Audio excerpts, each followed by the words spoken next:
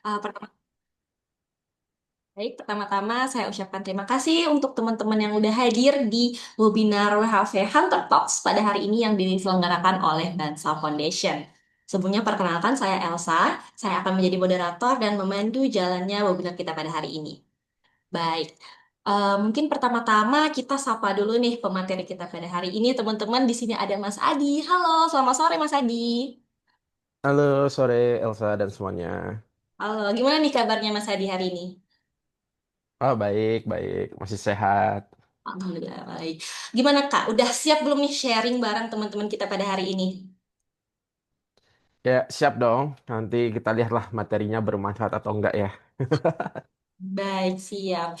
Baik, nah teman-teman, Mas Adi adalah WHV holder dan admin komunitas WHV yang hari ini akan sharing-sharing nih tips and tricks dan informasi berharga pastinya ya buat teman-teman yang mau persiapan untuk UAR SDO WHV. So, buat teman-teman yang masih belum bergabung, boleh diingetin tuh teman-temannya di reminder untuk diajakin untuk segera bergabung karena kita udah mau mulai nih webinarnya pada hari ini. Oke, bagaimana untuk Mas Adi? Apakah sudah siap untuk presentasi? Siap, siap. Oke, baik. Kalau gitu, tanpa perlu berlama-lama, kami persilakan Mas Adi, waktu dan tempat dipersilakan. Oke. Ini sebelumnya minta tolong dong admin kalau saya mau share screen ini. Opsinya nggak ada ya kebetulan. Oh ada, ada. Nah ini aku request tolong di ACC. Oke.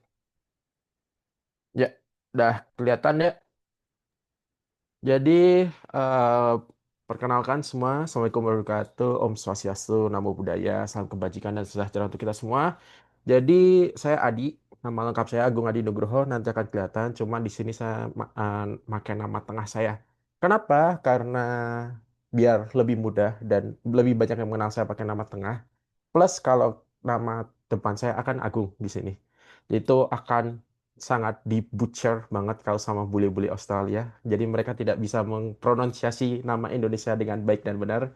Saya pernah dipanggil Aguang, saya pernah dipanggil Ager ketika nama saya Agung. Jadi saya pakai Adi aja karena lebih gampang dan itu lebih mirip kayak konotasi Edi, Adi, Adi kayak kurang lebih seperti itu. Di sini materi yang akan saya sampaikan adalah kapan sih War SDU WHV terjadi ya? Karena pasti akan banyak nih yang jadi pertanyaan. Ada yang ngomong info A1 lah, ini katanya warnya November, Desember, atau katakanlah, oh ada yang ngomong nih nanti warnya September 20 ya. Bener nggak tuh orang-orang yang ngomong kayak gitu? Jadi, mari mulai aja. Siapa saya? Nama saya Agung Adi Nugroho. Saya batch Oktober 2024, saya berjalan, saya granted BHV itu first year di umur 27, sekarang jalan 28. Nah, industri saya kebetulan milihnya basis saya mau construction. Nah, jadi occupation saya kebanyakan laborer. Nah, di sini saya juga dulu termasuk orang yang sama seperti kalian. Saya juga nebak-nebak kapan sih baru SD BHV. Jadi FYI aja. Untuk Oktober 2024 itu kodenya sudah diberikan dari tanggal 2 September bahwa pendaftaran SDWHV sebentar lagi oleh Junet. Siapa Junet? Itu adminnya Mido yang avatar personanya namanya Junet. Nanti saya kasih tahu fotonya. Jadi di tanggal 2 September tuh dari kasih tahu pendaftaran SDWHV itu sebentar lagi. Nah, kebetulan waktu itu saya sebenarnya niatnya mau S2. Nah, jadi udah ada persiapan sih, tapi persiapannya dulu sempat ikut les-les kayak ya untuk ningkatin skill. Terutama kan waktu itu pengennya IELTS karena IELTS lebih diterima untuk keperluan S2. Jadi saya pengen tahu nih sebenarnya struktur IELTS untuk basis speaking dan writing-nya kayak gimana gitu. Nah, karena itu saya ngerasa juga sebenarnya nanti kalian pasti ada yang ngira, ah, aku belum siap Kak buat tes PTE ini atau IELTS nih gitu. Belum les juga Kak, takut nih nggak nyampe 4,5 atau 30 gitu lah ya. Ya, sama, waktu itu makanya saya mikirnya saya mau batch 2 aja. Tapi tanggal 27 September itu Mido bikin SDWHV akan dibuka satu batch saja. Jadi saya panik, langsung dua hama itu langsung dari pengumuman itu saya langsung booking tes IELTS dan saya beruntungnya saya dapat overall 7,5 meskipun ya saya masih merasa bahasa Inggris saya juga nggak bagus amat. Kalau kalian ngomong, ah ini sok be humble nih, coba kalian datang ketika nanti ke Australia ngobrol sama bule-bule di sini dan kalian akan ngerasa speaking dan listening kalian Kalian mungkin bisa memahami ketika itu listening atau reading dalam konteks kalian dites atau kita ujian di sekolah ya. Tapi ketika kita ngomong hubungkannya dengan konteks realita dunia kerja, disuruh kerjain ngapain, kalian bakal ngerasa itu beda banget orang yang bisa ngerti, langsung translate dan paham, sama skor bagus aja itu beda loh, beda. Ini kualifikasi saya kayak yang saya punya untuk di industri construction dan ada juga yang RSA RSG karena in case saya mau masuk industri hospitality. Hospitality itu apa? Yaitu sesuai namanya hospitality being like keramah tamahan lah kalau mungkin di bahasa Indonesia kan ya. Jadi itu industri di mana kamu jadi waitress, bartender, bekerja di industri service, jasa, kalian melayani tamu, itu hospitality. Dan pentingnya adalah ini sebenarnya lebih ke RSA, Responsible Service Alcohol. Karena di sini sebenarnya beda sama di Indo, mungkin kalau kerja di hotel atau ya industri malam di Indo, kalian bisa menyajikan alkohol tanpa license, tapi kalau di sini tuh nggak boleh, big no-no. Ini experience saya, kebanyakan saya jadi laborer. Laborer itu apa? Gampangannya kuli. Kuli apa? Kuli bangunan. Ini ada form worker atau apa? Backisting lah. Casing cor-coran di Indo, terus sekarang konkriter, tukang ngecor, kadang jadi casual event kalau ada event-event tuh jadi cleanernya, ngambil-ngambilin sampah. Terus pernah juga jadi cashier kalau ada event-event market atau ya weekend market jadi cashier. Nah sekarang kerjaan saya dua ini, nomor 2 dan nomor 5. Dari jam 6 sampai jam 2 atau jam 3 sore itu jadi konkriter, nanti jam 6 sampai ya jam setengah 9 malam itu after hours office cleaner. Sekarang intro sedikit ya. Saya yakin teman-teman di sini udah pada tahu lah sedikit banyak tentang WHV itu apa dan niatnya mungkin akan daftar ke WHV ya. Jadi WHV itu apa? Work and Holiday Visa. Sebenarnya visa ini ditujukan untuk pihak AUS itu membuka negaranya untuk para traveler, backpacker, ini loh silakan datang ke Australia, nikmati budaya kami.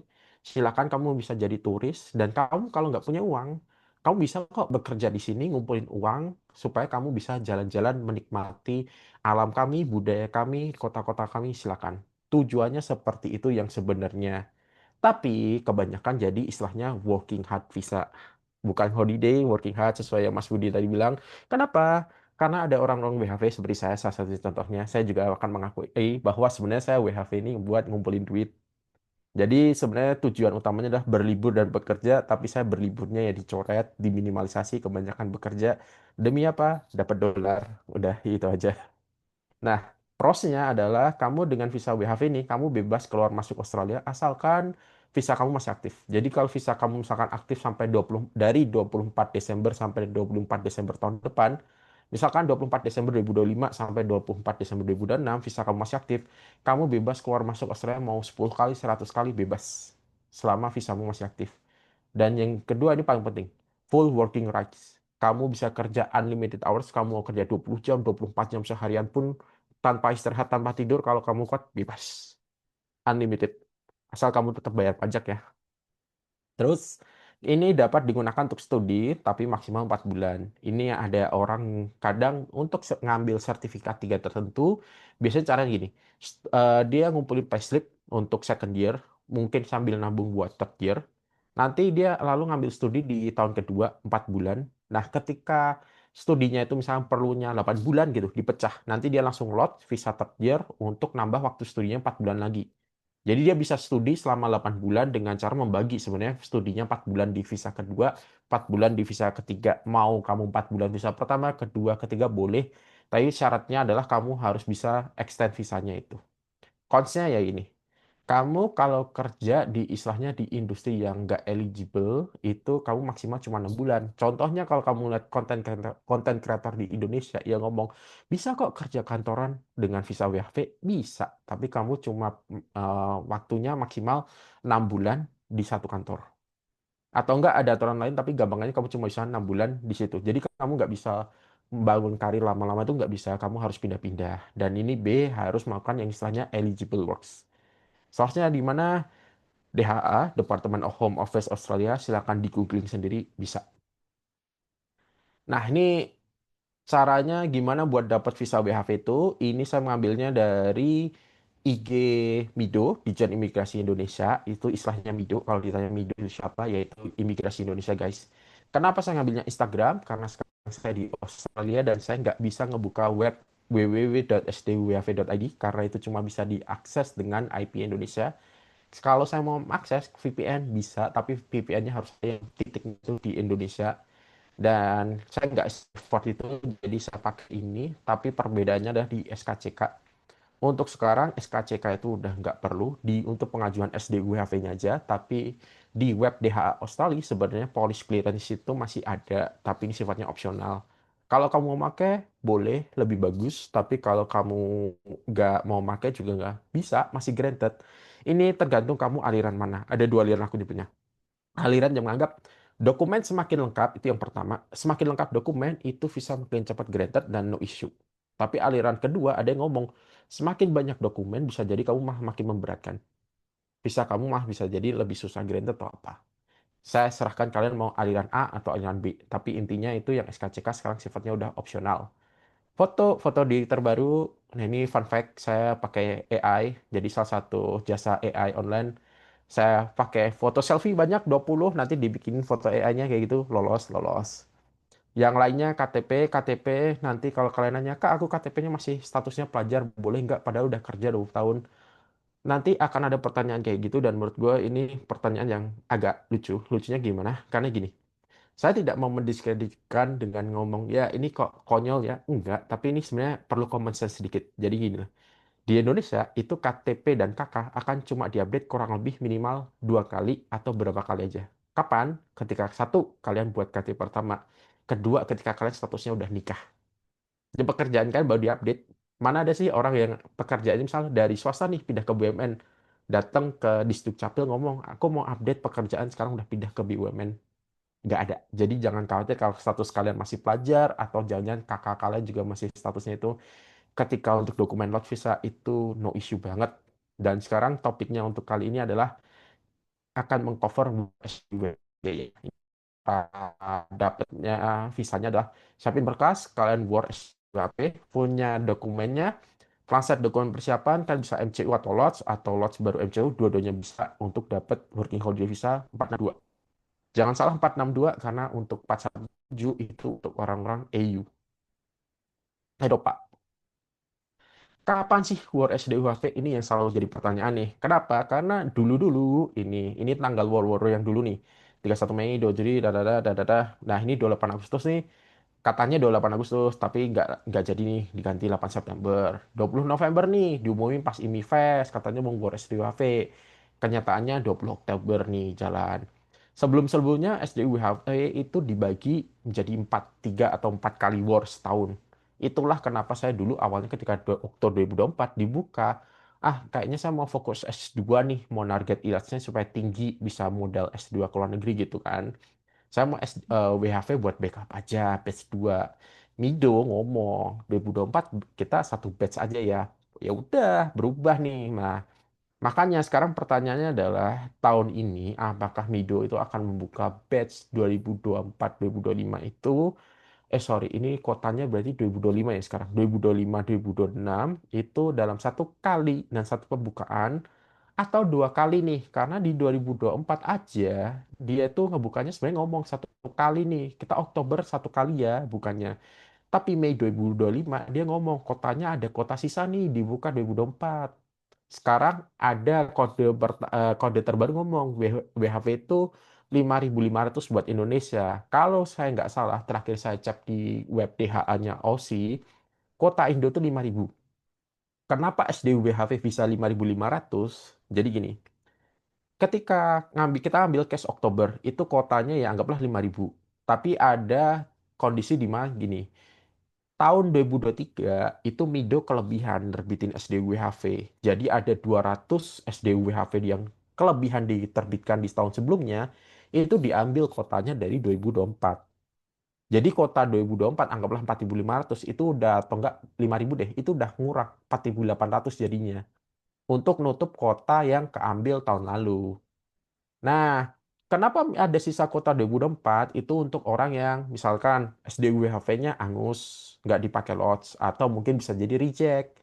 Jadi ketika kamu ditolak, visa kamu kan angus, SDWHP-mu kan angus, kuotanya masih ada. Mido ya udahlah aku terbitin lagi buat orang lain aja gitu. Kenapa bisa 5.500? Ini sepertinya untuk mengantisipasi orang-orang yang nanti akan satu ditolak oleh kedubes Australia yang di Indonesia ketika verifikasi dokumen segala macam. Itu mungkin berarti Mido memperkirakan 10% nih reject nih kayaknya gitu. Jadi supaya kuotanya tetap 5.000 kepake tanpa Mido harus ngebikin war lagi nih nanti tahun depan di bulan Mei, tahun depan 2026 sekitar April atau Mei Mido nggak mau war lagi, jadi warnya satu batch tapi kuotanya dilebihin. Kalau kuotanya lebih dari 5.000, ya udah Mido tinggal kurangin aja lah dari kuota batch selanjutnya. Jadi batch 2026 2027 nanti akan kurang sekian ratus, tebakan saya. Sepertinya sebegitu plannya. Bisa jadi salah, bisa jadi enggak. Tapi seingat saya kuota di Indonesia itu masih 5.000. Kalau tebakan saya benar, ya 500 itu sebenarnya cuma buat overshoot supaya Mido nggak ngebikin war lagi. Kalau kayak gitu berarti yang di warin itu satu kuota aja. Habis.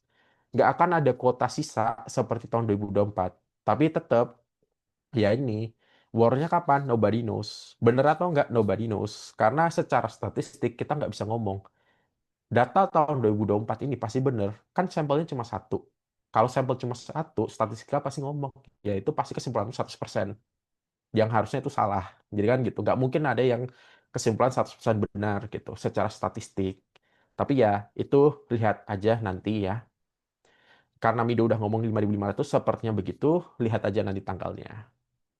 Nah, ini kapan Juarez WWF? Ya hanya Mido dan Junet. Junet ya ini persona ini orang ini saya nggak tahu siapa nama aslinya, tapi dia suka menggunakan avatar sebagai Junet. Hanya Junet yang tahu. Hanya Junet yang akan mengumumkan terkait tanggal SDWHP dan tentang persoalan SDWHP lainnya. Ini orang ini yang bertanggung jawab. Dia akan nge konten dan ketika kontennya sudah ngomong, salah itu paling definitif ketika dia udah ngomong pembuatan akun udah bisa dibuka atau udah tinggal ya sebentar lagi. Sebentar lagi itu kapan? Nah, di tahun 2024 Oktober itu dari kode pertama itu tanggal 2 September, wordnya 10 Oktober. Dan itu kalau kalian ngecek, ini ada konten Mido di mana Junet ngomong di akhir Oktober. Dia nggak pakai suara, tapi kayak ngomong Oktober. Tapi nggak pakai suara kayak gitu. Di gitu ada. Kalian cek aja kontennya sekitar bahasa Oktober. Itu si Junet ngomong kode kayak gitu. Jadi itu kalau sekarang ini saya udah lihat lagi kodenya dan menurut saya ya kurang lebih dari sebulan kode pertama bisa jadi ya atau enggak. Saya nggak bisa ngomong karena ya kamu yakin tuh marketing strateginya gimana. Siapa tahu kan, oh bisa jadi 2024 ternyata sebulan kelamaan nih. Atau jangan-jangan 2024, oh lama nih karena nyiapin web, kebetulan webnya baru. Jadi case 2024 itu webnya baru, beda dengan tahun-tahun sebelumnya. Tahun ini webnya masih sama, perlu maintenance satu lagi atau perubahan lagi nggak tahu kan kita. Itu satu. Kedua, siapa tahu nih ngomong balik nih ke tren-tren sebelumnya. Ini pengumuman SDWP itu cuma Hamin 3 Hamin 4 atau bahkan ya maksimal Hamin 7 gitu. Jadi nanti ngomong SDWHV sebentar lagi, tahu-tahu langsung 2 hari 3 hari setelahnya, tag tanggal sekian war ya SDWHV. Kalau kayak gitu gimana? Ya nggak bisa komplain. Suka-suka Mido karena dia yang berwenang. Dan nggak ada kewajiban untuk Mido untuk memberikan tanggal definitif selama sekian hari rentang atau sekian hari itu nggak ada. Suka-suka Mido. Nah, kapan sih harus siap berkas? Pasti orang alasan itu, aku belum siap kak, aku belum ini, belum mau les kak. Nah, aku belum ada modal nih kak buat tes PTE kan 3,5 juta ya, anggaplah segitu. Tapi nanti nih, ini tapinya gede. Tapi kalau ternyata udah diumumin, oh tanggal War SDWHV tanggal 5 Oktober ya, katakanlah gitu. Amin satu langsung ngomong, Kak, aku kalau tes Inggrisnya tanggal 4 Oktober masih sempet gak ya? Masih kekejar nggak ya hasilnya keluar besoknya gitu kan ya. Jadi ya, aku no komplain. Aku nggak akan jawab untuk yang pertanyaan seperti itu. Intinya kalau kalian bisa dokumen siap, kapan? Minggu depan. Itu udah ada kode lagi, udah diomongin kuotanya 5.500. Konten selanjutnya aku yakin pasti ngomong tinggal buat akun atau enggak ya udah war sebentar lagi ataupun kalau enggak ya udah warnya udah tanggal sekian ya. Suka-suka midu. Nah, semakin lama kalian menunda ini jadwal war tuh semakin dekat. Yakin nggak di akhir bulan ini. Yakin emang bakal awal Oktober. Yakin bukan akhir Oktober. Yang jelas itu dalam waktu 1 atau 2 bulan lagi pasti akan terjadi atau jangan-jangan 1 2 minggu. Jadi kalau kalian semakin lama menunda kalian buat tes Inggris atau berkas-berkas kalian ini siap, bornya bakal semakin dekat. Kota tes PTE juga terbatas. Bisa tanya Mas Budi di sini, berapa banyak sih lokasi tes PTE gitu? Nah, FYI nih Mas Adi, buat Eh, PTI 4 lokasi di Indonesia tuh buat bulan ini udah full. nih, 4 Full lokasi book. udah full semua. Kalau Iya. kalian berharapnya berarti apa? IAS, oke IAS. Tapi lokasi kalian di kota mana nih? Kalau kalian masih kayak DKI Jakarta, Bandung, itu oke lah. Kalian masih mungkin punya 2 3 cabang IDP atau apa gitu. Atau British Council, atau lembaga-lembaga lain yang bisa ngasih verifikasi. Kalau kalian di kotanya, misalkan kalau di Jawa, Magetan, Magelang. Mungkin kalian harus kan ke Semarang, Surabaya, atau Malang. Malang ke Surabaya masih deket lah. Kalau misalkan kalian Pati atau di mana gitu, tengah-tengah dari semuanya gitu, gimana? Kalau kalian Kalimantan, oke tempat Mas Budi ini kan Pontianak itu juga udah full ya. Berarti kemana dong? Yang ke Medan. Biasanya ada yang ke Malaysia loh. Sampai mending milih, ya udahlah aku ke Malaysia aja. Tesnya di Malaysia karena di Indonesia penuh. Kalau mau ke Jakarta, harga tiketnya ke Jakarta sama ke Malaysia, mending sekalian jalan-jalan ke Malaysia. Modalnya hampir mirip.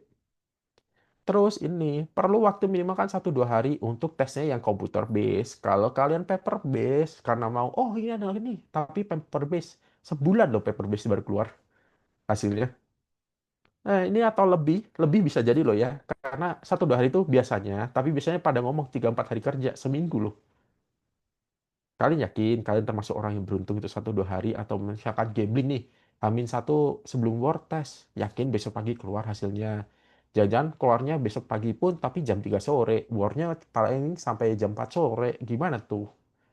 Jadi inilah, procrastination is natural selection for SDWFA war. Semakin kalian menunda, semakin dokumen kalian nggak siap, semakin panik kalian untuk mempersiapkan itu, semakin nggak sempat, semakin mepet waktu kalian, kemungkinan besar kalian nggak akan bisa war. Ini adalah jawaban untuk orang yang nanya, Kak, aku sempat nggak ya, misalkan aku baru tes Inggrisnya dapatnya akhir bulan ini. Itu, sorry to say, that's on you. Kalian udah bisa persiapkan SDWHV itu dari bulan-bulan sebelumnya, les-les dari bulan-bulan sebelumnya, tapi planning kalian sendiri yang belum siap, atau kalian mungkin nggak serasional itu, atau mungkin karena kondisi kalian belum siap secara materi atau apa, tapi itu kondisi kalian sendiri yang harusnya kalian bisa adjust dan persiapkan sebaiknya. Itu harusnya sudah dari kemarin-kemarin, karena Mido juga tidak akan memperdulikan suara-suara seperti itu. Mido cuma ngomong tanggal sekian, war, war. Cara gampang untuk persiapan jadi ini nggak persiapan banyak, karena ini semakin cepat dokumen kalian siap, kalian aman. Harusnya siap kapan? Kemarin. Sebelum ada materi nih, dokumen kalian udah siap, that's the best solution. Karena gini, anggaplah kalian udah tes Inggris, PTI atau IELTS apapun. Kalian udah ngabisin 3 juta, 3,5 juta gitu. Kalian yakin kan bakal dapat SDWHV ketika war? Karena kalau nggak dapet, kalian harus war lagi kan tahun depan. Tapi kenyataannya adalah aturan SDWHV sekarang dan lodge visa WHV, IELTS atau PTE kalian itu harus 2 bulan, 12 bulan maksimal dari tanggal diterbitkan. Itu aturannya udah begitu.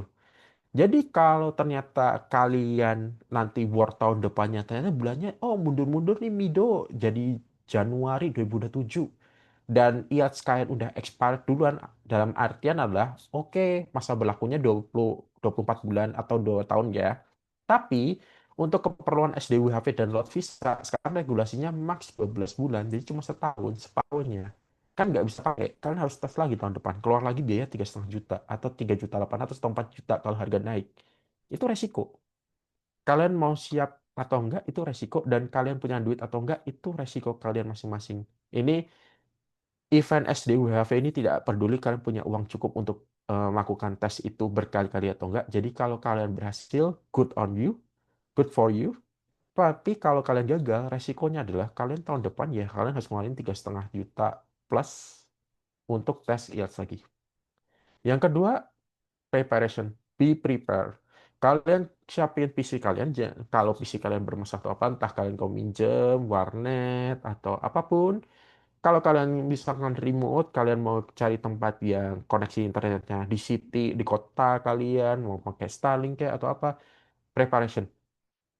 Kalian siapkan equipment kalian, kalian siapkan tools kalian siapkan rencana kalian, strategi kalian saat war. Tiga, relax. Jangan bikin stres, nggak usah panik. Ini kalau ada orang ngomong, kita war-nya 2 Oktober nih, info A1, bullshit. Biarin aja. Selama belum ada tanggal pasti dari Mido, semua orang yang ngomong itu di grup tele, influencer atau apapun, menurut saya nggak punya sebenarnya substansi untuk ngomong atau nggak cukup berqualified buat ngomong. Pasti bener kok tuh, nggak ada. Pasti kita bisa ngomong orang tuh rumor, rumor, rumor, tapi jangan sampai kalian tuh ke bawah rumor gitu loh. Jadi kalau di saham tuh kan istilahnya FOMO. Ngapain sih kalian kalau ternyata, oh ini grupnya Pak PP, ini lagi ada IPO baru nih, emas nih, apa MDKA gitu kan, atau apa gitu kan ya. Tiba-tiba, oh beli nih, beli, beli, karena ini pasti naik, karena sebelum-sebelumnya gitu. Kan bisa jamin pasti naik. Kalau ternyata down atau gimana, nggak ada yang bisa tahu, itu baseless rumor. Kalau orang ngaku, jangan, saudara saya orang ini, jadi ponakan saya orang ini, atau jangan-jangan, ya mantu saya orang ini, lupakan. Selama Mido atau Junet dia nggak ngomong SDWHV ini tanggalnya sekian Oktober ini belum resmi, itu hanya asumsi. Bener atau enggak ya, kenapa juga banyak orang yang kayak ya bentar lagi war ya, warnya sekian gitu tuh, biarin aja, itu bukan hal yang baru. Jadi ketika war tuh kayak gimana sih, ketika kalian buka web SDWHV nanti di sini ada kayak gini. Jadi ini gambarnya agak nggak jelas karena saya mengambilnya dari beberapa konten influencer yang kebanyakan ternyata videonya video reaksi mereka ketika war, bukan soal halamannya yang diambil. Ini nanti akan ada tampilan segini. Ini buat tulisannya adalah ajukan pengajuan atau apa gitu. Kalau ini ajukan P, gue lupa. Jadi ini kayak nanti ini akan jadi biru. Kalau ini biru, klik terus memproses. Nah, ini pertanyaan nih ketika kalian buka web, refresh atau tunggu ya? Coba kalian pikir dari sekarang. Strategi kalian gimana tuh? Coba kalian cari info-info dari konten-konten orang yang udah war, YouTube, TikTok, manapun saya yakin kontennya udah banyak. Ketika buka webnya nggak jalan, refresh atau enggak? Untuk kalian yang sudah kuliah, mungkin kalian pasti akan merasakan kan ketika kalian war, dosen yang katanya, mata kuliahnya nih enak nih, gampang, easy A gitu kan. Itu gimana sih rasanya gitu kan? Kalian coba jam 12 malam atau 11.59 kalau udah online tiba-tiba teng nggak bisa masuk, refresh atau tunggu. Terus kalau kalian nunggu, tunggu berapa lama tuh? Kalau refresh, ya kalau kalian benar masuk. Kalau enggak, gimana tuh? Jangan-jangan kan dalam antrian. Kalau baru-baru konser gitu kan. Biasanya dalam antrian gitu. Terus nanti ada isiannya ada isian tertulis sama upload dokumen. Upload dokumennya nanti bisa di tengah-tengah error. Terus kalau udah selesai semua kayak gitu, nanti akan ada kayak finalisasi, ini dokumennya yang penting, lalala, checklist, checklist, checklist. Terus klik selanjutnya, perlu selfie foto. Jadi kalau kalian mau ditawarin jasa joki, nanti yang joki siapa? Fotonya orang joki. Ini akan jadi isu loh. Kalau kalian melakukan load visa dan foto ketika selfie ini dan foto yang kalian upload beda, itu ada case di mana DHA akan ngirimin email ke kalian. Tolong kirimkan SDWHV yang benar, karena dua foto ini beda. Jadi fotonya yang benar yang mana? Itu akan menjadi isu karena itu akan yang dijadikan database di Aussie. Jadi kalau kalian datang, foto kalian nggak sama, kan akan dibilang ini bukan orangnya loh. Itu resiko loh. Kalian bisa di deny entry, visa kalian ditolak kalau ini jadi masalah. Yakin, masih mau joki. Harganya berapa sih? 20 juta nggak sih? Buat kayak joki-joki ini sekarang? Nggak tahu ya. Akan ada yang nawarin kayak gitu kok. Terus ini ketika ini ya, saya tipe orang yang akan bilang rezeki itu akan datang ke orang yang tepat di waktu yang tepat dengan preparasi yang tepat. Jadi grit, preparation, and the luck. Itu tentu. Karena nggak ada, aku tidak akan sempat mendinai bahwa ini pasti faktor luck atau takdir itu berpeluang juga. Ada yang case di Oktober 2024 itu dia war pakai PC, nggak tahu di cafe di mana tapi dia nggak dapet. Tapi pas pulang pakai Gojek dia coba pakai HP dan bisa dan dapet. Itu udah jamnya jam 4 sore. Di case 2025 yang bulan Mei, kota sisa itu ada yang warp udah pakai di apa ada bahan yang kenceng-kenceng itu yang speednya kayak 300 Mbps lalala. Ada yang nggak dapet. Kenapa? Ya simpel karena kotanya dikit. Kalau di Telegram saya dulu pernah polling ini kurang lebih nggak 19% ngomong nggak punya internet kencang, ada 2% ngomong size filenya kegedean. Salah format nih, kan ada JPG, JPEG, atau PNG, terus PDF-nya ya PDF yang kecil, ada PDF yang caps lock nih. Jangan-jangan nama file juga isu nih. Masa nama filenya di caps lock semua sama nggak di caps lock semua? Bener yang mana? Hayo. Kalau yang pakai VPN, VPN-nya lemot nih. Ini bisa loh. Kalau kalian misalkan di luar negeri, VPN itu kan dia suka melimitasi bandwidth-nya atau speed kalian bakal dikasih kalau kalian freebie ya paling dilimitasi berapa kencengnya. Percuma internetnya kenceng-kenceng, VPN-nya lemot. PC-nya kurang mumpuni karena browser, karena Word pakai HP, ini saya tutup karena ini untuk eksklusif aja ya udah di grup-grup tele ketika grupnya masih aktif. Ini strategi yang sangat cukup berpengaruh untuk bisa dapet.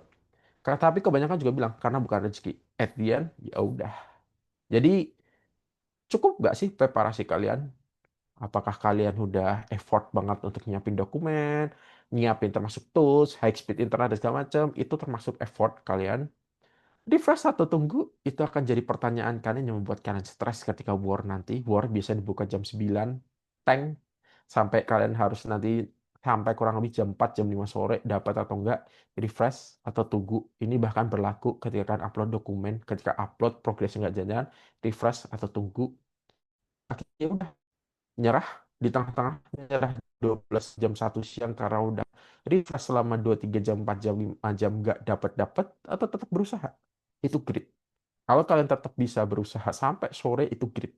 Tapi kalau punya grit pun kan kalau bukan rezeki atau ternyata ya nggak bisa masuk, ya udah berhasil atau enggak. Terus nomor 5, coba lagi nggak tahun depan. At the end hanya itu. Terus ini nggak aja deh. Ini aku singkat aja. Kalian kalau nanya, sebenarnya sih modal aku SDWHV karena ya udah 90 juta kurang lebih. 90 juta ini termasuk dana ngendap. Jadi dana ngendap itu intinya duit yang nggak aku pakai kan 5.000 AUD kurang lebih setara ya 57 lalala juta. Ini kalau kalian nanya ini habisnya berapa di Aussie kurang lebih kayak gitu. Cost of living sekarang kurang lebih segini. Statusnya sekarang aku udah BEP, semua modal udah balik, terus ini udah savingnya udah jalan juga. Inilah kurang lebih ini ini juga udah keluar di materi sebelumnya ya WHV Hunter Stock sama Bansa juga ada di YouTube juga, silakan aja untuk detailnya kayak gimana nanti bisa minta Mas Budi linknya juga. Nah ini cukup ini aku menyampaikan juga karena banyak influencer yang nggak ngomong nggak enaknya WHV so apa sih, jadi aku pernah kerja loh foam worker di sini, ini kan ada lantai, lantainya jeblos pas diinjak. Jadi dengan ada kayak lantai besi ini geser, jeblos, aku jatuh, bawahnya itu udah nggak ada lantai lagi. Jadi cuma langsung lantai beton. Nah, aku jadi jatuh di lantai 4, jatuh satu lantai, nyari pegangan, refleks tangan, untungnya bisa megang pinggiran scaffold kayak gini, tapi kakinya kebentur nih. Ini karena jahit 5 jahitan dalam sampai tulang. Untungnya tulangnya nggak retak siapa ada. Ini total berobat habis 20 juta, bro. 20 juta semua buat kecelakaan, termasuk nggak kerja. Itu duit hilang itu. Untungnya aku termasuk di industri construction di mana ya aku pasti di cover perusahaan karena ini teknis kerja. Pas minggu ini aku dapat istilahnya worker compensation. Kalau kalian di industri lain ada yang kompensasinya cuma seminggu, ada yang nggak dikompensasi. Jadi ini kalau kalian kecelakaan pas kerja dan nggak punya asuransi, mungkin kalian bisa terhindar dari medical cost 2000 ini. Tapi kalian nggak punya income selama 3-4 minggu tuh gimana? Ceritanya? Ada teman aku ini baru pertama nyampe di Aussie 2 hari 3 hari dia kena influenza, dan influenza di sini tuh kayak lebih keras gitu, dia harus dibawa ke IR. Dia cuma kayak sehari semalam gitu, semalam doang, masuk jam 11 malam, jam 8 pagi pulang, itu $1.500, 15 juta. Kalian kalau datang dengan modal mepet, ya bayangin aja kalau kalian misalkan sakit kecelakaan atau apa, itu kayak wow.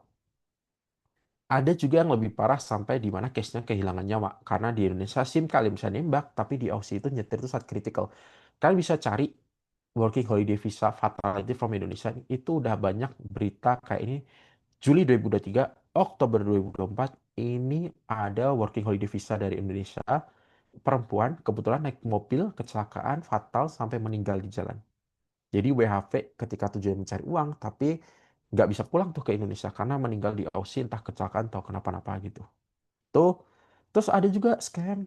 Scam ini misalkan datang di bandara dibilang kamu kemana? Ke Melbourne.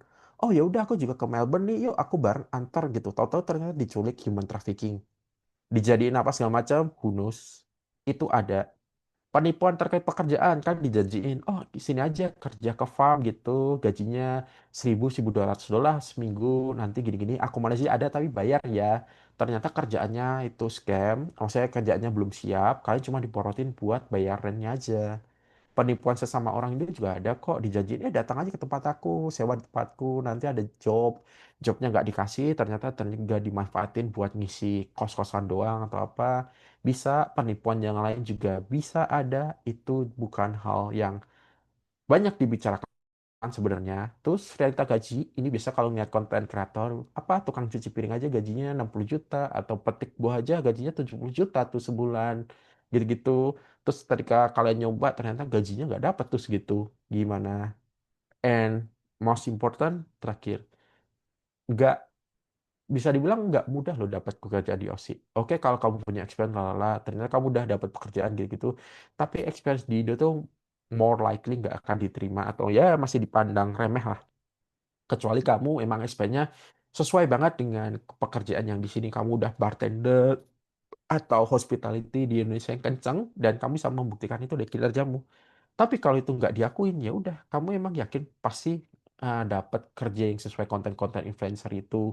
Kamu yakin landing di sini dalam seminggu 2 minggu dapat kerja cepat? Who knows? Itu bukan jaminan. Persiapkan aja preparasi kalian. Tapi untuk sekarang fokus aja SDWHP. Kalau dapat, good for you. Tapi kalau nggak dapat, planning kalian apa? Coba lagi tahun depan. Umur masih kuat. Apakah kalian udah 30 tahun duluan? Who knows? Silakan nanti coba research juga resiko WHV atau sisi gelap WHV sebelum kalian datang supaya kalian tidak kecewa. Nah, itu yang bisa saya sampaikan. Yang penting ini saya tutup dengan 3 kalimat yang sama dengan yang saya gunakan di event Bansa sebelumnya. You don't need to be smart to make a good decision, but always be wise. Selalu bijak sebelum mengambil keputusan, termasuk kalau tanya kan Mas Budi ngomong, kapan sih war SDW WHV? Ya kalau war besok, kalau dokumen udah siap, kenapa? Kalau warnya ternyata hari Rabu, tapi dokumen kalian udah siap 2 minggu yang lalu. Kenapa? Semakin cepat preparasi kalian, semakin kalian aman kan? Terus situasi itu mungkin berubah, tapi kan harus adaptif aja. Contohnya Oktober, warnya berubah nih. Ternyata satu batch. Sekarang kuotanya 5.500 naik, seneng kan? Tapi apakah kuotanya itu benar satu batch atau enggak? Who knows?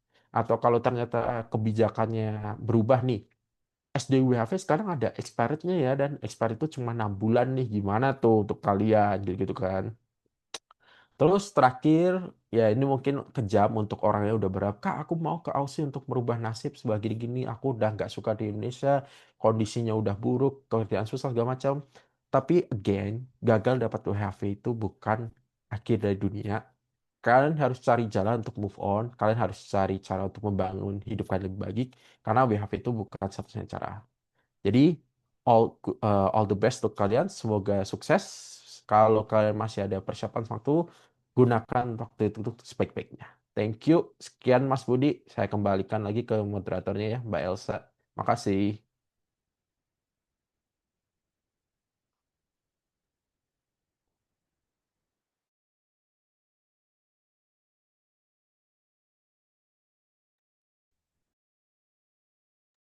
Baik. Terima kasih, Mas Adi. Nah, di sini Mas Adi kita udah punya beberapa pertanyaan nih ternyata di kolom komentar. Mungkin aku boleh izin bacain ya buat Mas Adi. Boleh, boleh. Dari Kak Resti Riana Putri, maaf mengajukan pertanyaan lebih awal nih Kak Resti, udah nggak sabar banget nih pengen bertanya.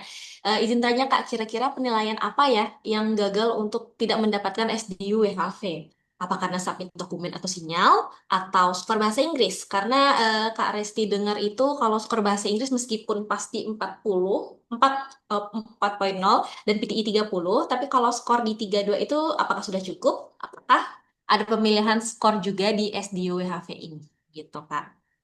Oke, untuk correct me if I'm wrong ya guys. Jadi seingat saya, PET untuk IELTS itu masih overall 4,5.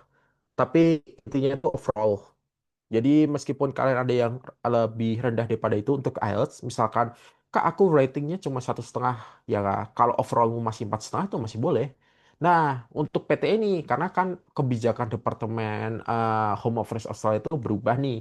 Jadi untuk sekarang kalau kalian mau launch visa mulai dari hari bukan hari ini sih sebenarnya 1 Agustus kemarin atau kapan ketika kebijakan itu diterapkan PTE-nya tuh turun kok jadi sekitar 24. Nah, cuman belum ada perubahan syarat dari SDWHV dari MIDO Imigrasi Indonesia.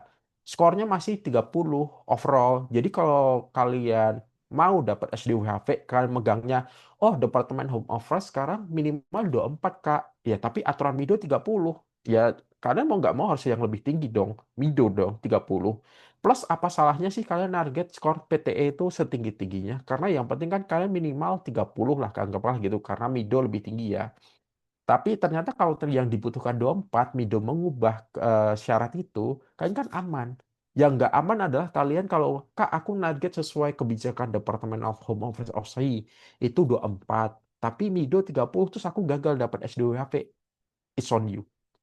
Karena intinya adalah syaratnya itu yes or no. Berlaku atau cuma ya, kalian memenuhi kriteria itu atau enggak. Kayak kode tik aja.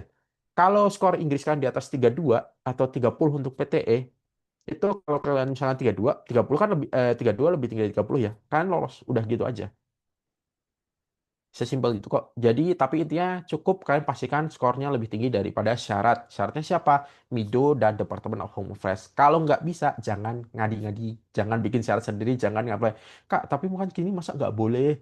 Nggak usah komplain. Salah kalian. Oke. Oke, terima kasih Mas Adi. Semoga bisa terjawab Ya. ya pertanyaannya Kak Resti. Baik, lanjut lagi nih Kak, di kolom komentar masih ada pertanyaan dari Kak Akbar Ramadan. Kalau boleh tahu berapa lama Kakak dapat kerja pertama sejak ke Aussie? Dan dalam waktu-waktu menunggu itu apakah hanya cari lowongan dan melamar atau ada mengambil semacam sertifikasi? Silakan Kak. Oke. Ngambil sertifikasi ada karena sebenarnya gini loh, kalian tuh eh, persiapkan waktu gini timing. Jangan datang ke sini ketika timingnya winter. Winter itu season di mana orang kebanyakan di dalam rumah, jarang keluar. Kenapa? Ya adem. Winter, meskipun kalau di film-film luar negeri kan romansanya kayak wah winter asik nih main salju lalala gitu-gitu kan. Tapi orang itu lebih milih diam di rumah karena anget, nggak mau dingin-dingin gitu. Jadi kalau kalian datang pas winter, ya satu akan susah kerja. Kedua, kalau gue dulu juga jujur ya guys, gue agak salah datangnya karena gue datangnya tuh pas deket-deket New Year. Kenapa? Gue datang tuh 27 Desember. Tiket murah. Jadi kan ternyata kejebak promo tiket murah karena itu kayak New Year special atau something promo dari maskapai kan. Ternyata perusahaan-perusahaan di Aussie ini baru bukanya tanggal 4 Januari. Jadi kurang lebih pasti 2 minggu nganggur itu di awal. Nah, ceritanya gini. Waktu itu aku datang berombongan bertujuh. Yang serumah itu bertiga. Kami semua datang, yang bertiga ini bawa cash $2.000.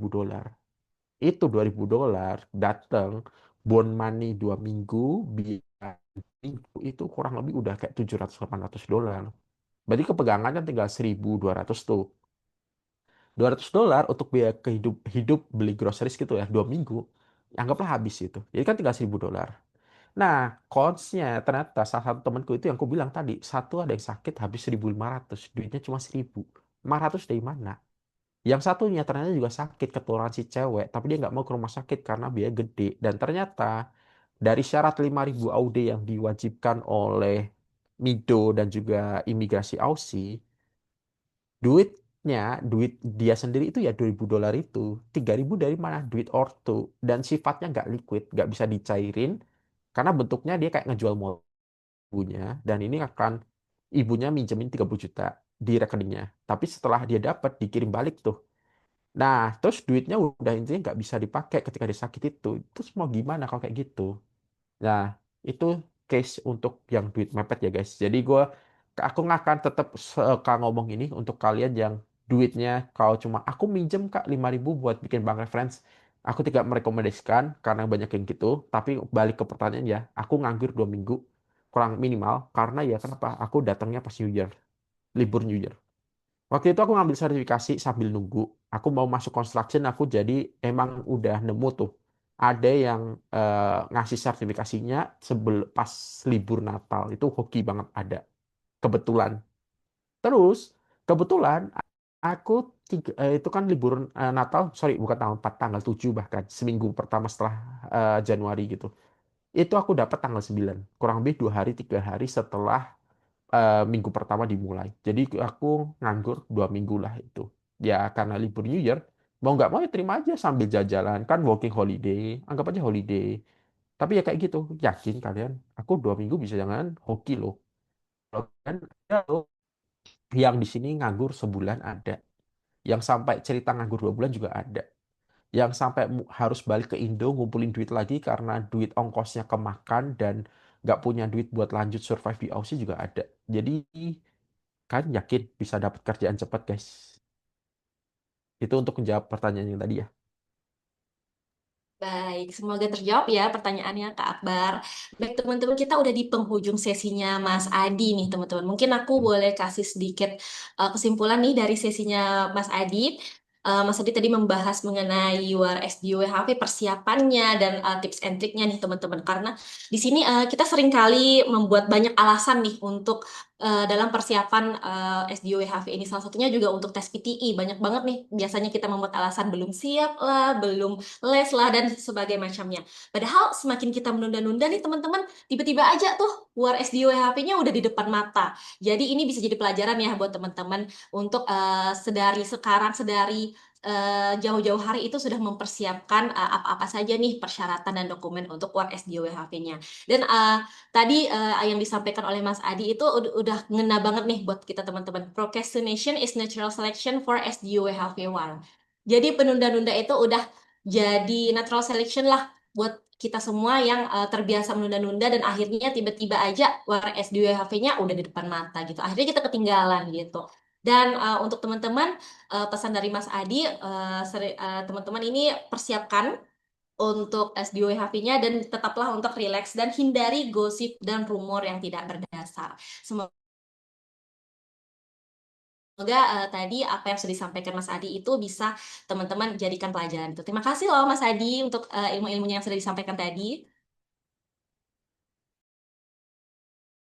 Oke, thank you Elsa. Kita lanjut ke sesi selanjutnya ya guys. Kita ada pembahasan PTI spesial dari Sardeni ini. Sebelumnya disclaimer dulu. Sebelumnya kan tutor dari kita yang akan berbicara ini Sir Adit. Jadi kebetulan ada kegiatan lain yang tidak bisa dihindari. Jadi ini ada penggantinya yaitu Sardeni, salah satu pengajar di tutor yang sudah berpengalaman 12 tahun mengajar sebagai IELTS. Tapi saat ini lagi terjun di bidang PTI ini. Boleh dong Sardeni. Halo semuanya. Oke.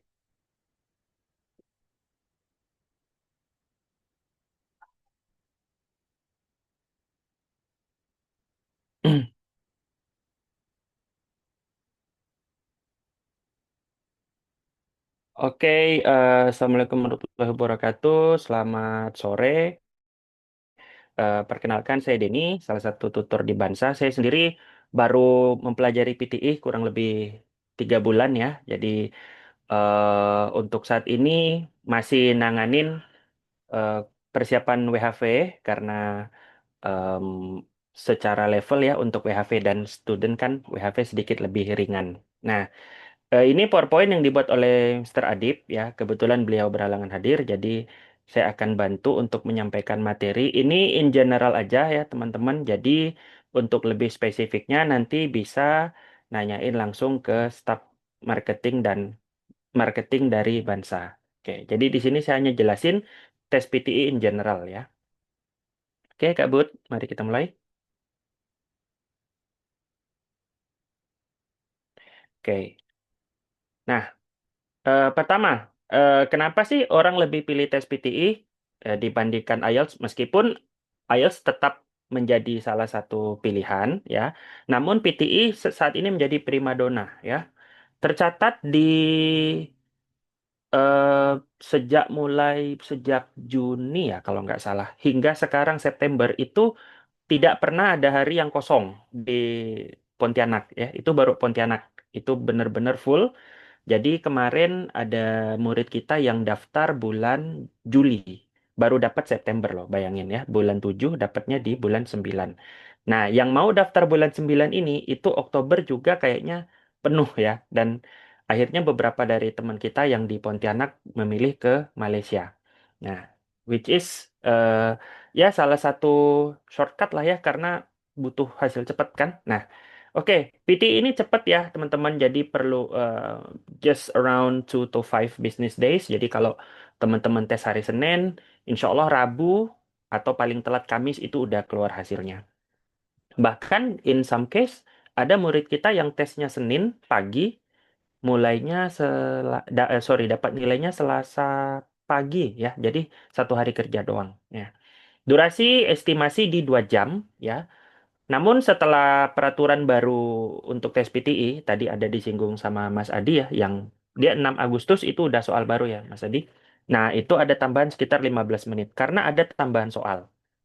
Nah, penilaian itu sebelum 6 Agustus, full AI atau komputerisasi scoringnya, namun sekarang sudah ada penilaian yang dibantu oleh human expert atau para ahli di bidang PTI dari Pearson. Makanya tes resultnya itu bertambah kurang lebih bisa maksimal 1 sampai 2 hari kerja untuk penyelesaiannya. Karena ada human expert yang ikut mengoreksi. Tapi nggak semua soal ya teman-teman, hanya di beberapa soal. Nanti akan kita bahas di slide berikutnya, Kak Budi. Oke, 4 skill ya seperti pada umumnya. Namun bedanya dengan IELTS ya, PT ini skillnya banyak yang eh, compound ya. Jadi kayak satu soal itu untuk menilai 2 skill ya. Kalau di IELTS itu kan per skill itu nggak ada nyampur, listening ya listening aja. Tapi kalau PTI dia nyampur ya. Ada yang listening dan reading, ada yang listening dan writing, listening dan speaking ya. Oke, next. Nah, tipe PTI ya yang sekarang menjadi primadona adalah PTI akademik. Karena ya banyak dari WHV Hunter itu yang memilih Australia dan New Zealand. Nah, untuk di Kanada juga bisa untuk study permit. Nah, sisanya ya juga ada PTI namun nggak sepopuler PTI akademik. Setidaknya untuk 2-3 tahun ke belakang ya. Karena dari berdasarkan cerita Sir Adib dan juga Miss Siti, salah satu tutor kita juga, itu kebanyakan tes PT itu memang akademik. Next.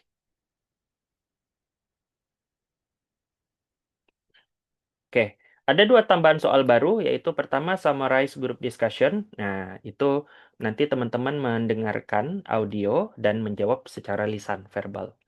Kemudian respond to a situation adalah nanti ada sebuah perintah yang kalian jawab dengan mengikuti perintah itu. Ya, jadi kayak, oh ditanya nih, jika kamu adalah seorang jika kamu adalah seorang pelajar dan kamu ingin berdiskusi dengan dosenmu untuk mengubah jadwal bimbingan tesis misalnya. Nah, itu nanti kamu akan bikin semacam short speech gitu, request kepada profesor tersebut gimana biar bisa reschedule tadi. Nah, itu namanya respond to a situation.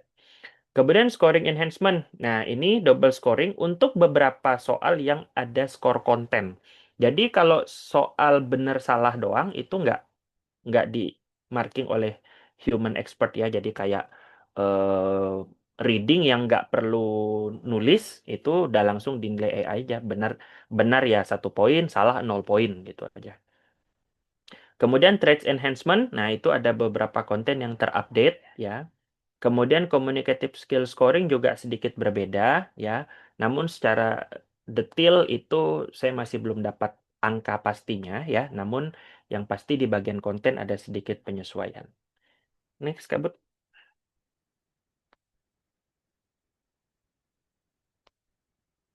Oke, next. Nah, ini gambaran soal lama. Next.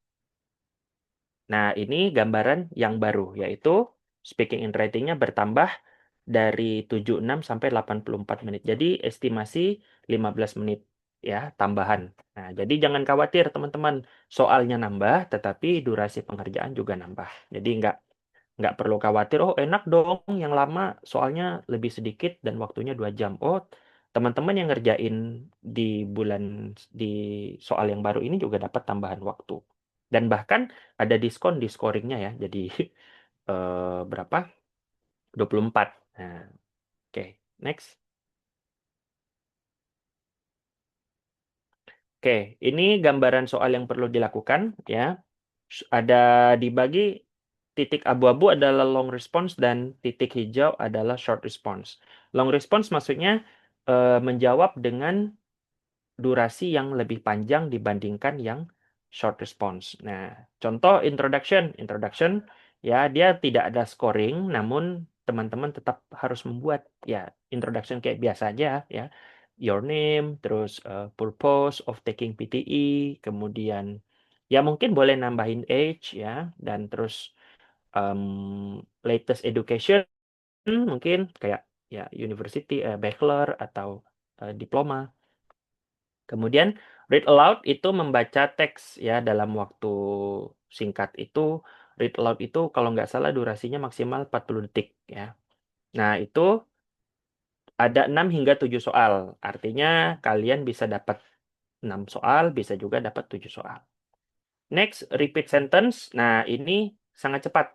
Jadi, ketika teman-teman dengerin suatu kalimat disebutkan atau dibacakan, maka teman-teman langsung menjawab sesuai dengan kalimat itu. Nah, nanti diikuti seberapa akurat teman-teman bisa ngikutin kalimat tersebut. Nah, dan itu ada 10 hingga 12 soal. Jadi lumayan banyak ya untuk soal ini. Jadi kalau teman-teman bisa kerjakan dengan baik, maka bobot scoringnya akan masuk lumayan gede. Nah, describe image. Ini ada new, yaitu tambahan. Tadinya 4 hingga 5, sekarang menjadi 5 hingga 6. Nah, karena describe image ini bobot kontennya gede, maka memerlukan human expert untuk turut mengoreksi jawaban teman-teman. Maka dengan ditambahnya jumlah soal ini, peluang teman-teman untuk dapat bobot tinggi lebih gede ya, khususnya di describe image karena ini bobot soal speaking paling gede, communicative skill ya teman-teman. Jadi usahain teman-teman speakingnya oke ya dan bisa jawab describe image ini dengan sebaik mungkin. Ini akan ngedongkrak nilai speaking lumayan gede ya. And then Rita lecture ini gabungan listening dan speaking. Teman-teman ngedengerin suatu monolog ya atau lecture kayak teman-teman dikasih info nih misalnya tentang suatu fenomena. Nanti teman-teman ngerangkum tuh apa yang diomongin, apa yang disampaikan di dalam lecture itu. Nah, ini soalnya ada 2 hingga 3 butir ya. Kemudian answer short question ini juga jawaban singkat. Pertanyaannya itu pengetahuan umum ya teman-teman. Jadi nggak terprediksi. Bisa aja pertanyaan gini. eh what do you call a thing to make a video file misalnya. Nah, kan jawabannya bisa video recorder, bisa cam recorder dan macam-macam. Nah, nanti itu akan dinilai oleh AI seberapa akurat jawaban teman-teman. Umumnya itu 1 hingga 2 kata aja. Makanya dia masuk dalam kategori short response. Kemudian 2 soal baru, summarize group discussion. Ini lumayan panjang jawabannya teman-teman karena harus merangkum omongan dari 3 orang berdiskusi. Makanya disebut group discussion. Ya, kemudian membuat rangkuman. Ini 40 detik durasi menjawabnya teman-teman. Jadi jangan sampai lebih. Kemudian terakhir ada respond to a situation. Ya, tadi yang saya katakan itu membaca prompt dan membuat sebuah respons untuk prompt tersebut. Ada 2 hingga 3 pertanyaan. Next, Kak Bud. Setelah speaking ada writing. Writing 2 soal aja, teman-teman. Jadi 2 soal ini yang menitik beratkan di writing, maka teman-teman sebisa mungkin kerjakan dengan baik karena bobot writing itu nggak mecah. Dia dominan di 2 soal ini. Kalau teman-teman nggak bisa kerjain 2 soal ini dengan baik, maka nilai ratingnya kemungkinan besar akan sangat kecil. Dan itu akan mengganggu karena writing itu adalah communicative skill ya. Writing dan speaking. Jadi Jadi teman-teman persiapkan. Dan perlu diingat ya, writing ini bukan berarti teman-teman nulis, tapi mengetik. Nah, nanti ada bagan untuk ngetik di layar komputer itu ya, teman-teman. Nah, mungkin teman-teman pernah dengar nih dari yang udah pernah tes. Nanti dikasih pen sama kertas atau ada juga yang dikasih whiteboard kecil dan spidol. Itu bukan untuk menjawab ya, teman-teman. Itu untuk membuat sketsa jawaban. Jadi misalnya teman-teman ngerjakan writing nih, kan perlu bikin draft ya. Nah, bisa aja pakai kertas itu.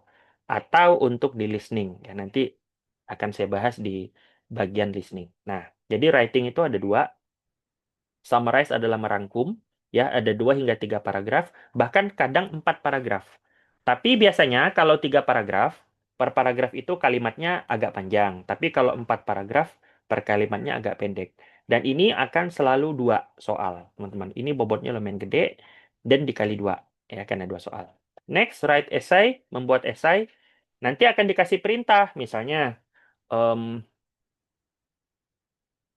AI menjadi salah satu fenomena di kehidupan modern. Apakah kamu seberapa setuju, how far do you agree with the use of AI in education atau the use of AI in a professional field ya, di bidang profesional. Nah, nanti setuju atau enggak kamu jawab dalam bentuk esai, dan ini akan selalu satu. Karena ini 20 menit, teman-teman. Bayangin kalau ada dua ya, berarti 40 menit. Nah, so dalam 20 menit teman-teman harus menulis estimate itu 200 hingga 300 kata. Kurang dari 200 nilainya kurang, lebih dari 300 nilainya kurang. Jadi tidak boleh lebih maupun kurang. Itu baru dari segi mekanisme. Nah, di luar itu ada segi konten, ya, ada segi kerapihan, huruf besar kecil dan sebagainya. Next, Kabut.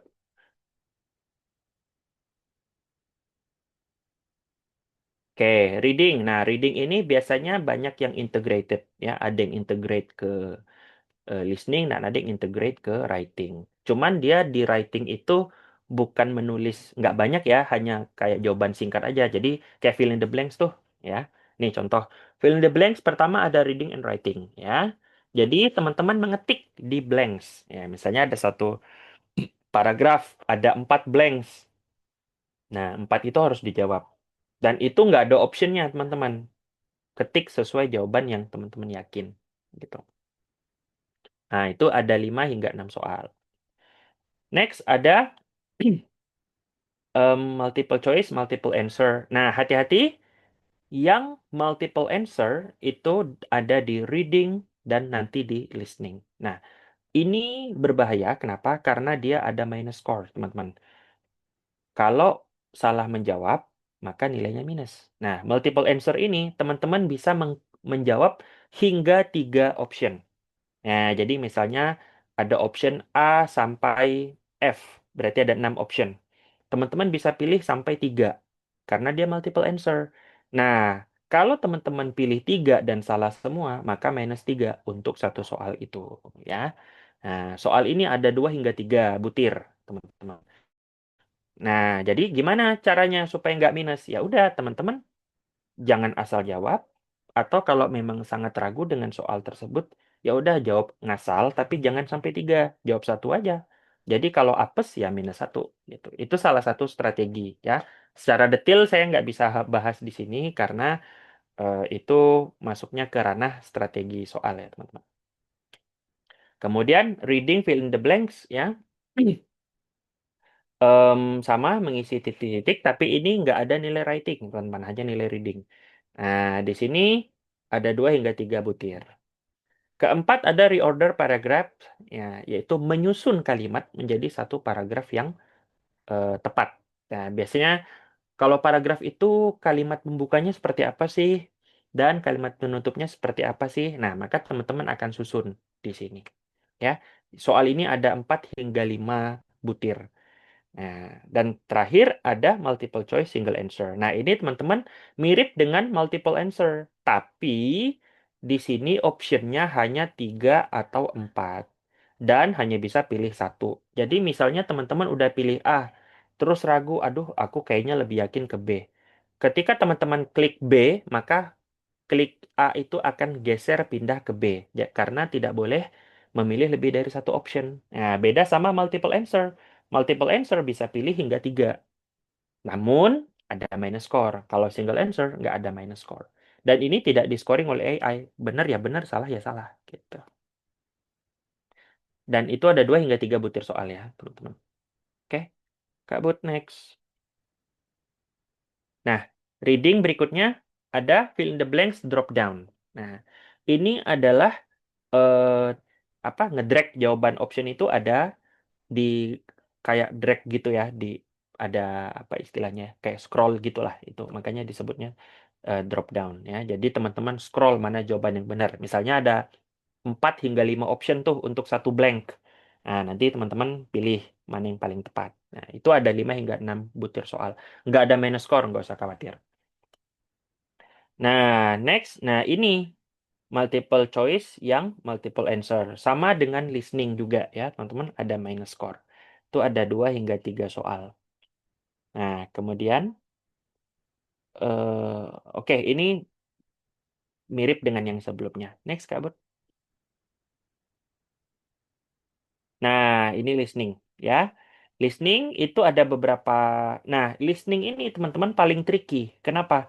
Karena dia mencar banyak banget bobot listening ini ya. Nggak kayak writing yang cuma 2. Speaking juga tadi 4 atau 5 soal. Nah, listening ini paling banyak. Dia paling suka nyebar di soal-soal yang lain. Makanya teman-teman eh ya mulai sekarang kalau memang udah niatnya mau PTE atau niatnya mau IELTS ya kedua tes itu sebenarnya sama aja sih ya. Jadi listeningnya benar-benar dipertajam teman-teman. Rutin dengerin lagu berbahasa Inggris, tapi lagu aja nggak cukup sih. Rutin dengerin monolog atau podcast ya untuk ngebiasain telinganya dengan listening berbahasa Inggris ya. Oke, kita bedah. Pertama ada soal summarize spoken text. Nah, ini umumnya cuma satu soal. Ini mirip dengan lecture tadi. Jadi ada ngomong, kemudian setelah ngomong di summarize atau dirangkum. Tapi dalam bentuk teks. Nah, kalau yang di speaking tadi kan teman-teman dengerin sebuah speech dan dirangkum dalam bentuk lisan atau oral 40 detik. Nah, kalau ini teman-teman dengar suatu lecture dan dijawab dalam bentuk teks, diketik, durasi kurang lebih 10 menit. 10 menit itu sudah include dengan listeningnya, teman-teman. Bukan listening dulu selesai baru teks ya, tapi sudah include. Jadi begitu listeningnya berjalan, nah itu sudah 10 menit terhitung. Tapi listeningnya nggak lama kok, biar diestimasi 1,5 hingga 2 menit. Nah, karena di sini ada spoken text, jadi teman-teman ada bagan untuk ngetik, ada screen yang buat ngetik itu ya, teman-teman. Nah, jadi diketiklah di situ kata-kata apa yang teman-teman dengar, kemudian disusun menjadi kalimat atau paragraf, gitu ya. Nah, khusus di listening ada beberapa yang kalian bisa ngetik. Kalau nggak bisa ngetik di screen itu, ya udah teman-teman catat aja kata-katanya di kertas yang diberikan atau di whiteboard. Di whiteboard sih bisa dihapus ya kalau udah selesai nulis, hapus aja untuk menulis kata-kata yang baru. Kadang-kadang kan kalau lecture-nya panjang ya, bah di atas 30 detik itu udah mulai ngeblank tuh. Mau ngingat apa ya yang diomongin tadi. Nah, itulah gunanya whiteboard atau kertas coret-coret lah kasarnya ya. Next ada multiple choice, multiple answer. Nah, ini teman-teman sama seperti reading tadi, ada minus score. Jadi berhati-hati ketika menjawab. Ada 2 hingga 3 butir soal untuk multiple choice ini. Kalau teman-teman bingung ngebedain, ya, teman-teman lihat aja di option. Kalau optionnya di atas 4, ya, 5, 6, 7, maka itu sudah pasti multiple answer. Ya, sehingga teman-teman ketika ngeklik hati-hati. Kalau memang ngeblank, aduh ini soalnya susah banget, banyak kosakata yang aku nggak ngerti, banyak optionnya juga aku nggak bisa relate. Ya udah, berarti kamu jawab asal. Entah hitung kancing, entah hitung jerawat, apapun itu, pilih aja satu. Karena kalau pilih lebih dari satu, minusnya akan makin banyak. Ya, pilih aja satu. Karena nggak boleh kosong ya, teman-teman. Oh, ini kan kata Sir Adib, ini ada minus score. Berarti aku nggak pilih aja deh biar nol. Nggak bisa. Harus pilih minimal satu. Jadi ya udah, pilih satu dan ikhlaskan kalau memang itu salah, maka akan minus satu. Ya, tapi who knows, kamu bisa dugaan kamu ternyata benar dan jawabannya benar, ya itu jadi +1, teman-teman. Next, fill in the blanks ya. Sambil audio berjalan, listening berjalan, nanti ada teks yang ditampilkan. Nah, itu teman-teman dengar, cocokin kata-katanya, lalu blanknya itu ketik sesuai audio. Nah, di situ ya. Hati-hati ya teman-teman, diketik, bukan diomongin pakai speaker. Jadi, kalau teman-teman lihat ada blank, lalu ada audio, ada bagian untuk ngetik, ya berarti itu jawabannya dengan cara diketik, bukan dengan cara spoken. Ya. Untuk fill in the blanks, ada 2 hingga 3 pertanyaan. Next, highlight correct summary ini menurut saya yang sulit karena harus memilih rangkuman yang tepat. Nah, jadi karena sulit, mau nggak mau teman-teman harus dapat sebanyak mungkin kosakata yang cocok, baru disesuaikan dengan option rangkuman yang tepat. Karena teman-teman memilih rangkuman yang tepat itu biasanya diberikan 3-4 option. Ya. Next, multiple choice single answer. Sama kayak reading tadi, kalau teman-teman sudah milih A, terus mau ganti ke B, maka highlight di A itu akan pindah ke B. Klikkan jawabannya itu. Jadi nggak usah khawatir, dia akan double ya. Dia tetap akan 1. Ada 2 hingga 3 butir soal di sini. Next ada select missing words. Nah, mencari kata yang nggak ada. Kata yang nggak ada itu tidak dijawab teman-teman, tapi ada di dalam option. Jadi nanti dengar audio nih, beep ujungnya. Nah, beepnya itu apa? Kira-kira yang tepat. Nah, jadi pilih di option itu biasa 3-4 option itu biasanya. Oke, next. The terakhir, highlight incorrect words. Nah, ini teman-teman memilih kata yang salah. Nah, ini saya paling suka karena teman-teman membaca teks yang sesuai dengan audio. Tinggal mencari yang salah. Ini saya paling senang karena menurut saya relatif mudah dibandingkan listening yang lain. Ya. Selama teman-teman jeli mendengarkan. Nanti misalnya di tulisan itu eh, student, tapi di audio bilangnya study. Ya, berarti kan salah tuh. Klik di kata itu. Nah, tapi hati-hati, highlight incorrect words ini ada minus ya. Jadi teman-teman jangan asal klik, oh aku mau bikin salah semua aja sir. Jadi kalau aku klik 10 kata, ternyata yang salah 5, berarti jawabanku benar semua. Enggak. Kalau kalian klik 10 kata, 5 benar, berarti 5 salah, maka nilainya 0. Karena 5 yang salah itu akan -5. Gitu. Jadi nggak bisa guessing seperti itu ya teman-teman. Dan terakhir ada write from dictation, yaitu nanti ada ngebacain suatu soal, sorry, suatu kalimat, nanti teman-teman mengikuti ya kata-kata itu dan diketik ya. Jadi mirip dengan repeat sentence, tapi jawabannya yang kali ini jawabannya diketik. Oke, lanjut Kak Bud.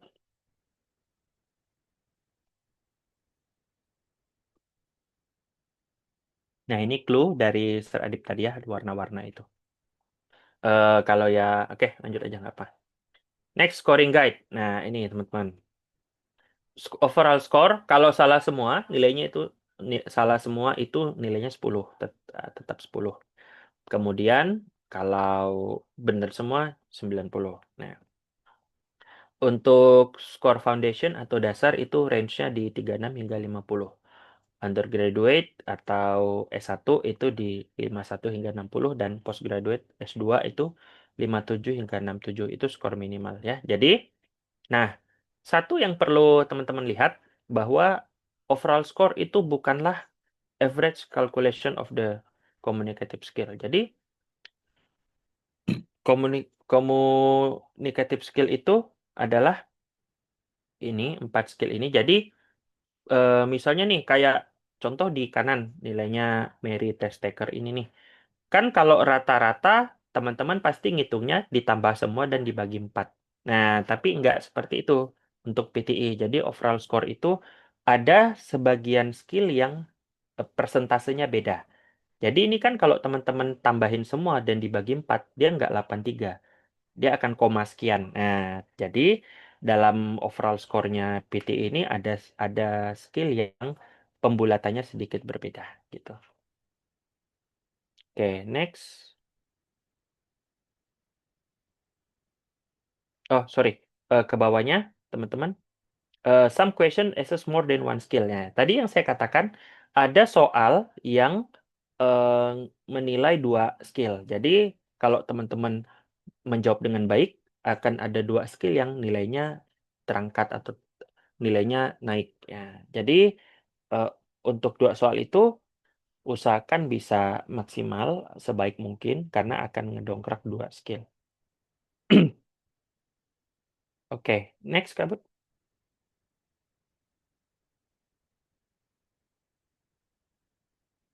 Oke, nah ini pemadanan skor PTE untuk CFR atau framework ya. Nah, jika teman-teman ada di range skor 30 hingga 42, nah, berarti teman-teman memiliki kecakapan A2.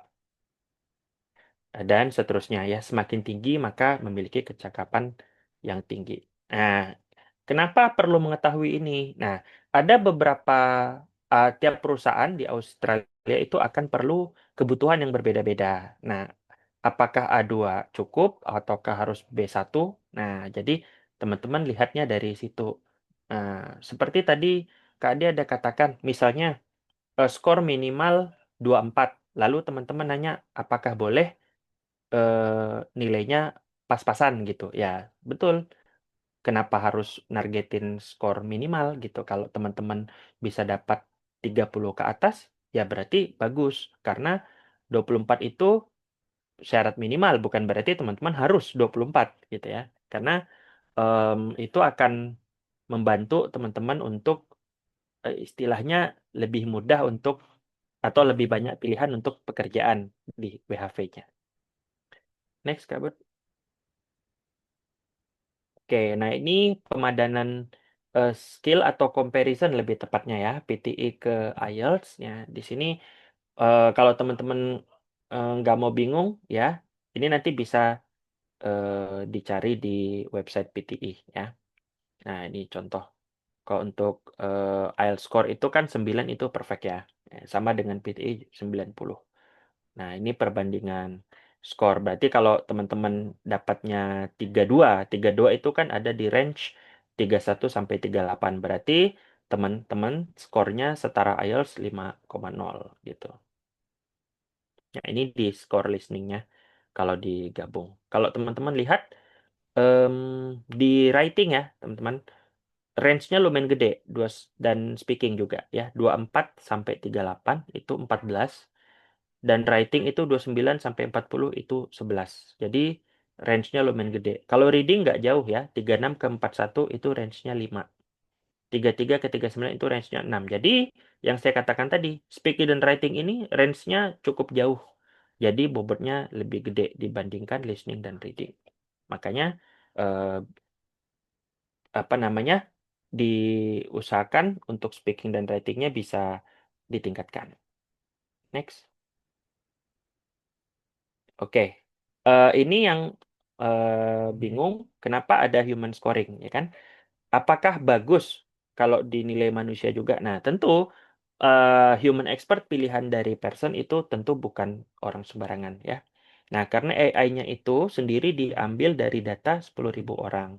Ya, berasal dari 158 negara berbeda dan memiliki 126 aksen berbeda.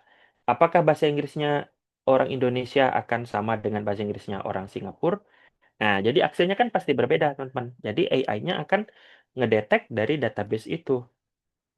Nah, pertama, human expert akan dibebankan tugas ya untuk menilai 2 tipe penilaian yang seperti apa? Contoh, scoring of anomalies. Contoh, jawaban yang sulit dikoreksi oleh AI. Misalkan, unusual response that the machine cannot reliable score. Ya, contohnya, jika speakernya eh, tidak ngomong, nggak berbicara, atau berbicara namun tidak jelas. Nah, dengan adanya human expert, AI nggak akan langsung scoring salah. Kalau di PTI yang lama, itu nggak ada ampun, karena masih scoring lama, dikoreksi full AI, salah dikit aja, AI akan langsung eh, anggap itu salah. Tapi kalau ada human expert, soal yang tidak bisa dikoreksi oleh AI akan dicek oleh human expert. Oh, si test taker yang ini suaranya kecil, mungkin sedang mengalami kendala eh, di kemampuan komunikasinya, mungkin sedang kurang fit di speaking dan sebagainya. Nah, nanti di human expertnya itu akan melakukan semacam cross check. Dia nggak jawab karena memang nggak jawab atau jawab tapi suaranya kecil. Nah, AI kan nggak mau tahu tuh. Salah ya salah karena dia mesin. Next, soal yang memang memerlukan penilaian lebih lanjut. Contoh, describe image dan retell lecture. Karena describe image kan teman-teman ngejelasin gambar, menjabarkan sebuah gambar atau chart atau tabel.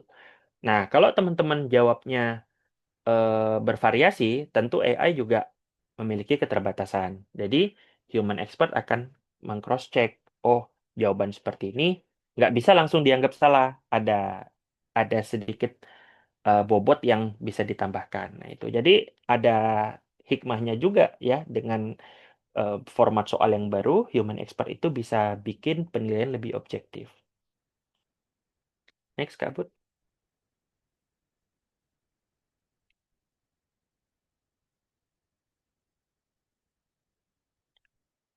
Oke, nah ini tadi eh, saya ulangin lagi untuk scoring system ya teman-teman.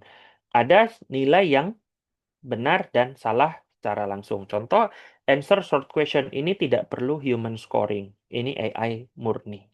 Multiple choice, multiple answer, AI murni. Listening juga, highlight correct summary, multiple choice, single answer, select missing words, itu semuanya dinilai AI. Jadi benar ya benar, salah ya salah.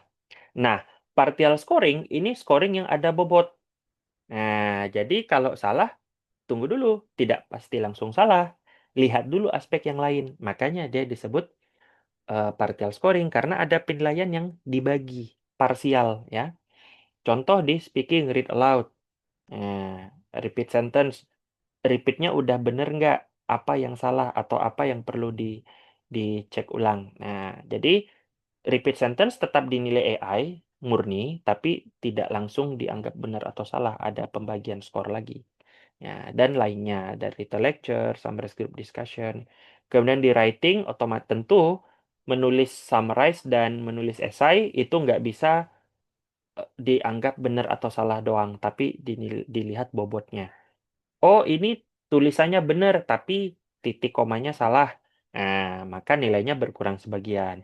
Oh, ini kosakatanya bagus, bervariasi, tetapi penyusunan paragrafnya, penyusunan kalimatnya, sentence structure-nya tidak kurang tepat, maka nilainya juga terbagi. Nah, dan lainnya ya, seperti reading dan listening. Next, Kabut.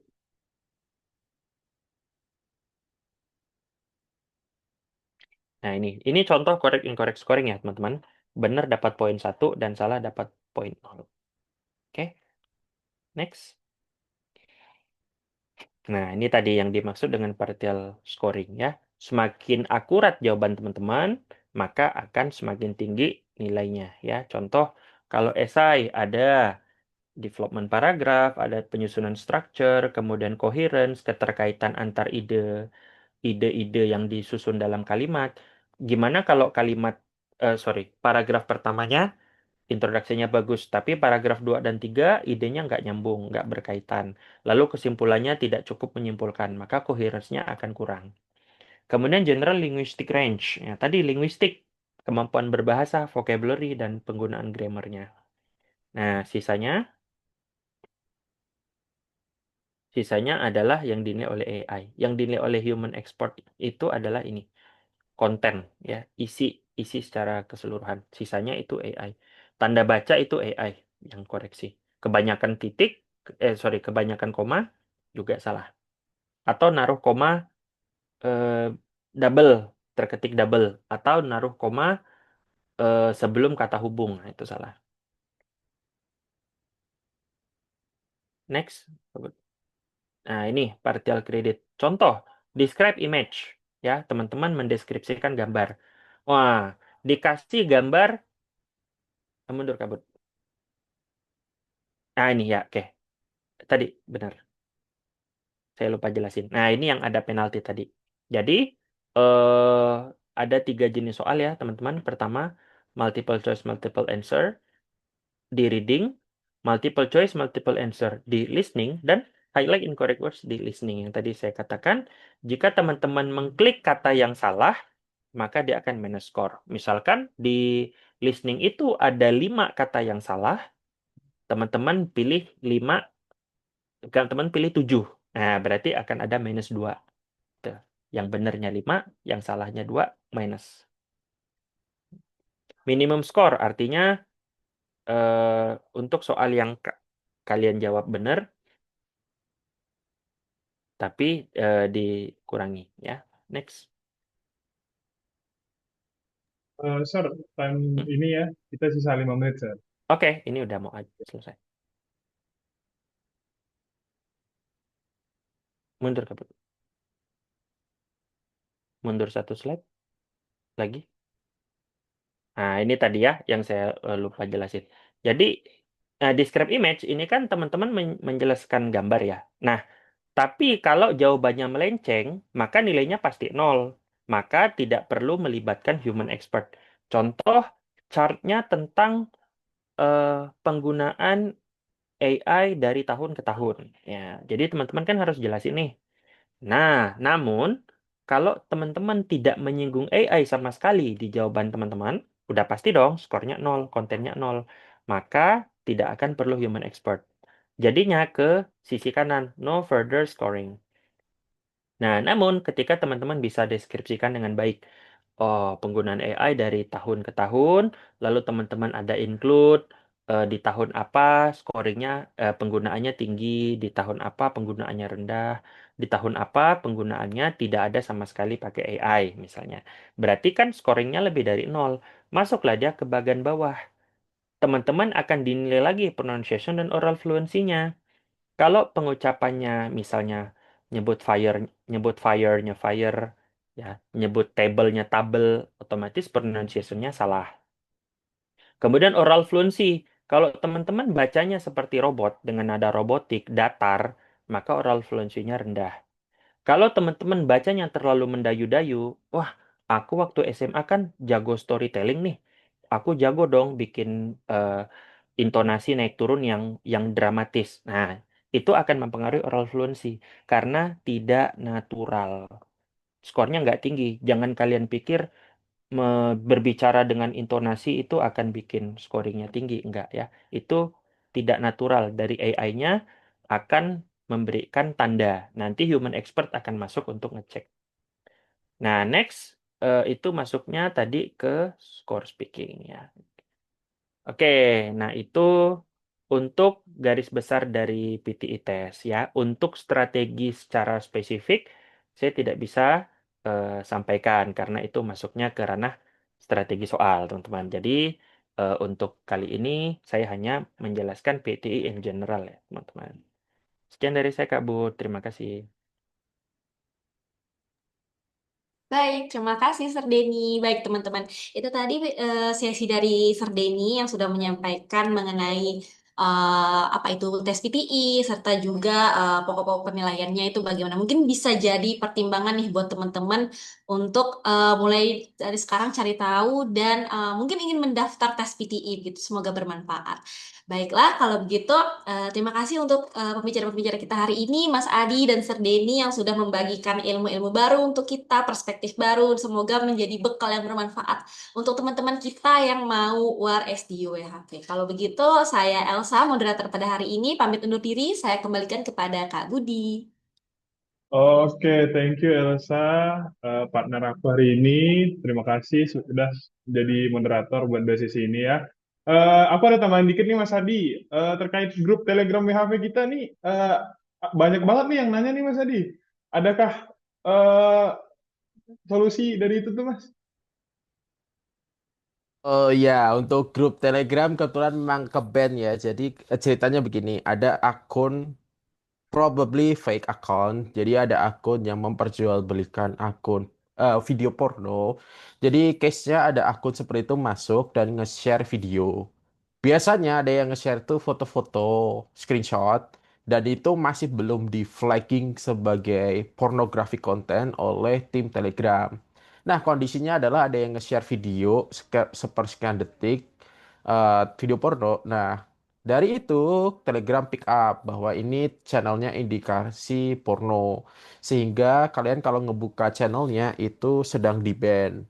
Ini nggak tahu bandnya bisa ke lifting atau enggak karena di bagian supportnya aku udah coba kontak dan dari bot Telegram yang ngeband itu nggak ngasih tahu nih cara buat lifting. Biasanya kan kalau Telegram channel itu ada dua possibility, partial ban atau permanent ban.